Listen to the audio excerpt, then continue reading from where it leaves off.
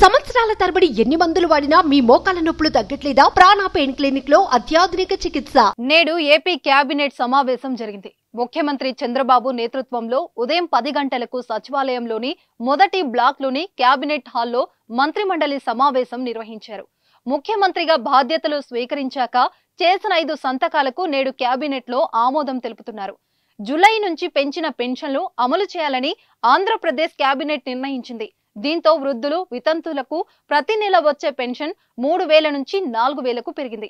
ఎన్నికలో ఇచ్చిన హామీ మేరకు ఏప్రిల్ నుంచి పెన్షన్ బకాయిలను ప్రభుత్వం చెల్లించనుంది.